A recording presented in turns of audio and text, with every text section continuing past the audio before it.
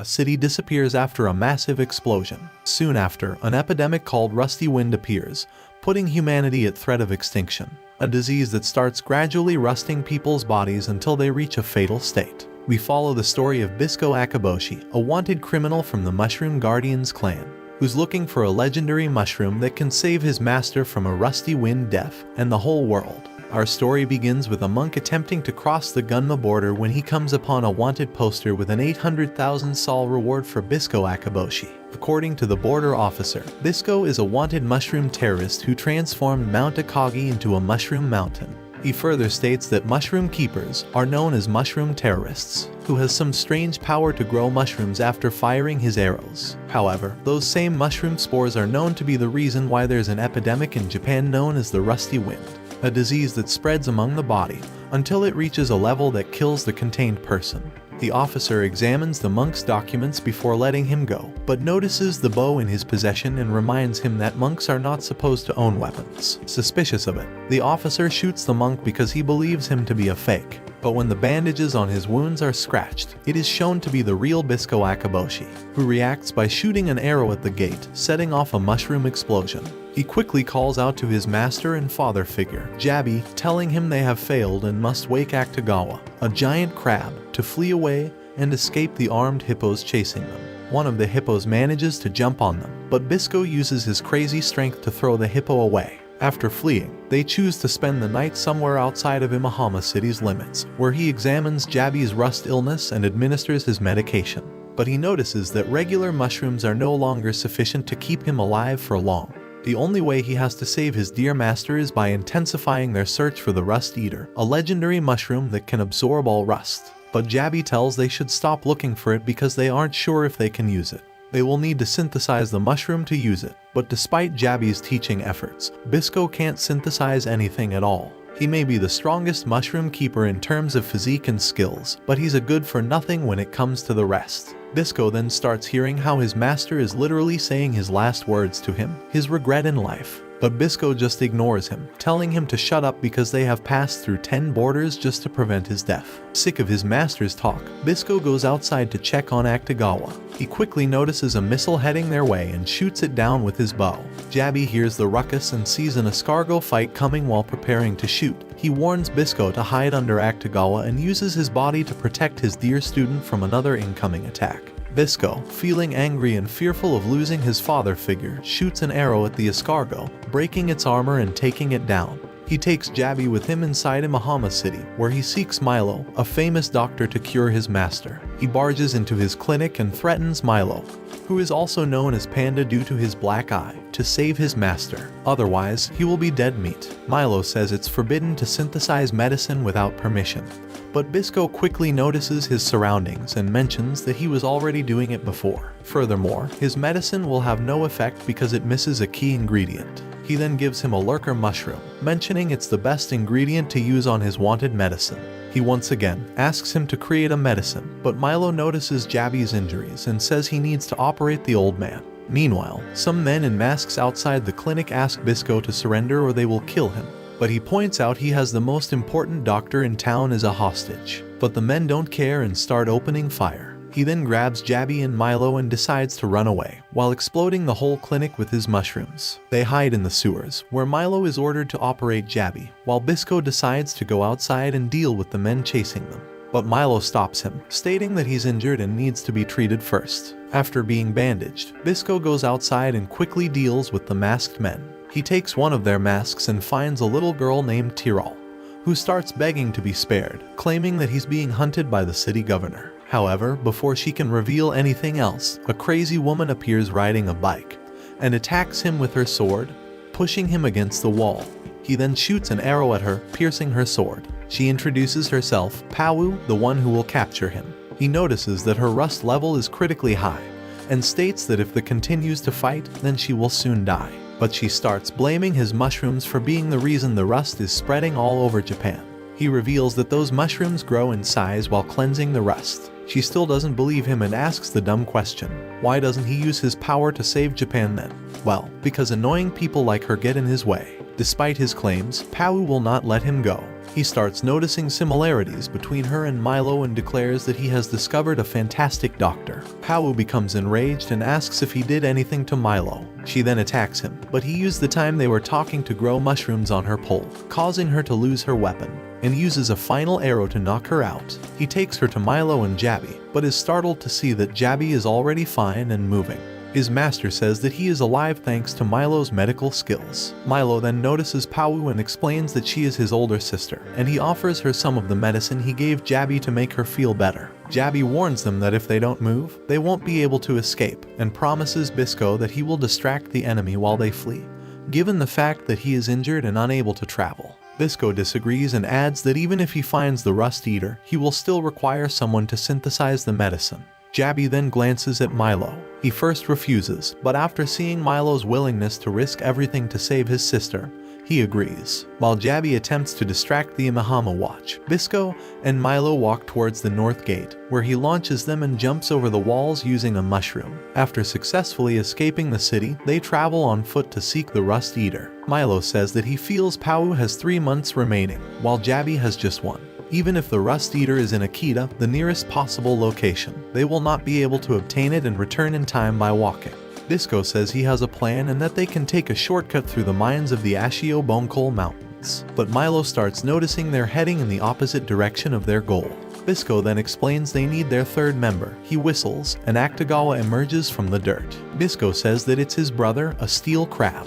Bisco adds that the mining creatures will not attack anything they can't eat, and that Akutagawa can cross any terrain. They arrive at the Nikko War Memorial and decide to spend the night there. As they enter the premises, they notice Tyrol. Bisco recalls meeting her at Imahama, but when Tyrol turns, she appears to be choked. Milo assists her in vomiting but notices something in her stomach.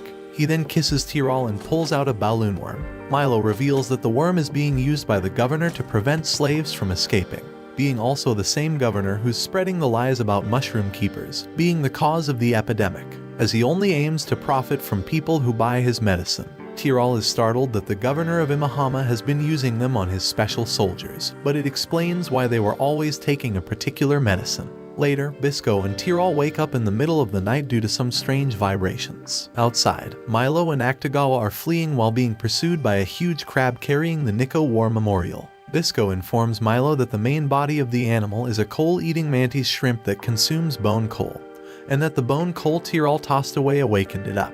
Bisco is concerned that they may collide with the mines and trigger an explosion, preventing them from utilizing the mine train. But at the same time, he can't do anything because Tyrol is clinging to him. Therefore, he instructs Milo to use Akutagawa's pincers and split the crab's brow. Milo follows his instructions and cracks the animal's shell on the skull.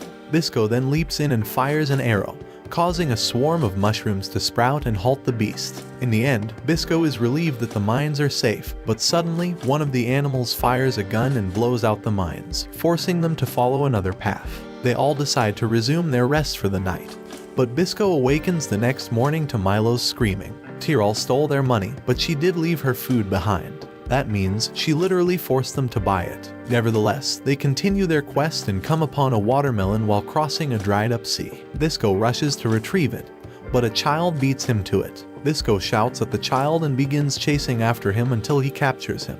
But suddenly, a few other armed kids appear and shoot at them. They reached a city filled with hungry and armed kids who will do anything for food or money. Nuts, the kids' leader, believes Bisco and Milo are kidnappers sent by Kurikawa, the governor of Imahama. Bisco says that they are on their way to Akita, but Nuts doubts that anybody traveling north would traverse through the dried-up area, where water and food are scarce. Bisco pulls out his 500 IQ card, and presents a wanted poster of himself promising an 800,000 sol reward if they deliver him alive to Imahama. The youngsters then capture Bisco and Milo and transport them to their hometown until they report to the authorities. Bisco thinks their Tetsujin town is unusual, and they explain that it was built from Tetsujin who landed there after the explosion.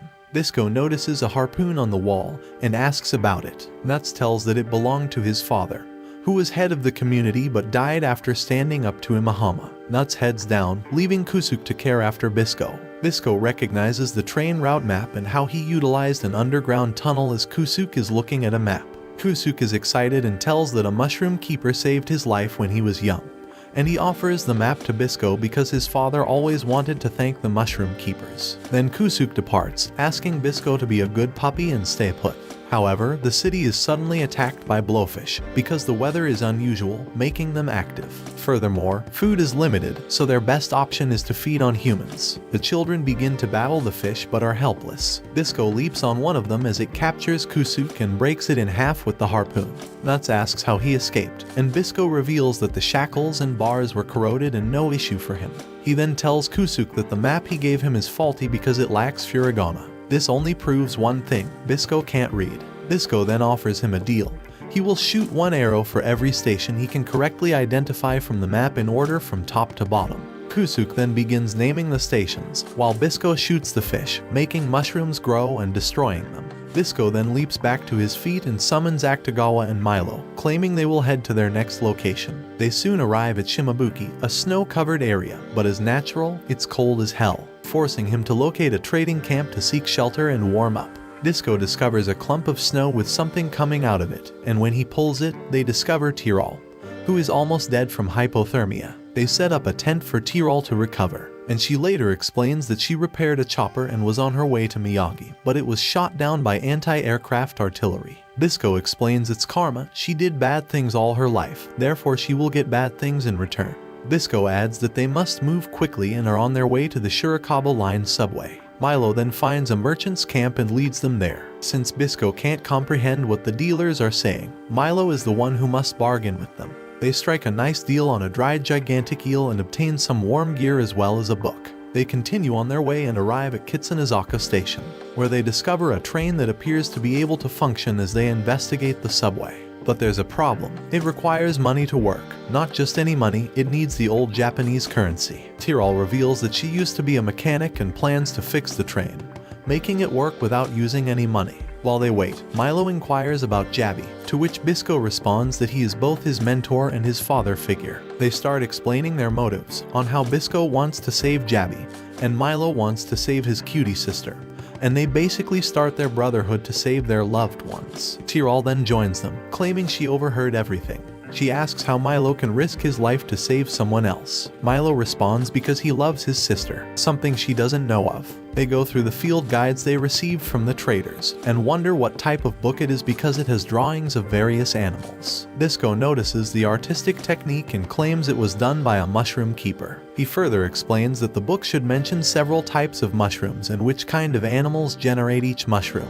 Milo confirms it and looks for the page that mentions the rust eater. He then discovers that it grows from the pipe snake, also known as the tube worm, an animal that can fly and frequently consumes huge prey, such as helicopters and fighter planes. As the train departs, Milo wonders how they would capture a pipe snake, but they are attacked by a big bunch of oil squads. Bisco and Milo battle them, but the group is too large for them to overcome. He then fires an arrow ahead of the train and instructs Milo not to breathe as the silver acid forces the oil squids to fall off the train. But they're captured by the leader oil squid. In order to free Milo, Bisco uses his arrows to shoot the oil squid's mouth, making mushrooms grow out of it. Milo then launches an arrow at it with Bisco's assistance, triggering an explosion and defeating the oil squid. They manage to emerge from the tunnel, reaching the Weeping Child Ravine. Milo spots some mushrooms in blue smoke as he looks down. Bisco reveals that those mushrooms are what they've been looking for, the rust eater. The oil squid is then suddenly grabbed by a huge bird, but the bird is devoured by a massive pipe snake. Bisco decides to capture it, but Paolu appears on her bike, claiming she will bring divine punishment to him. Watch this next video. See you on the next one.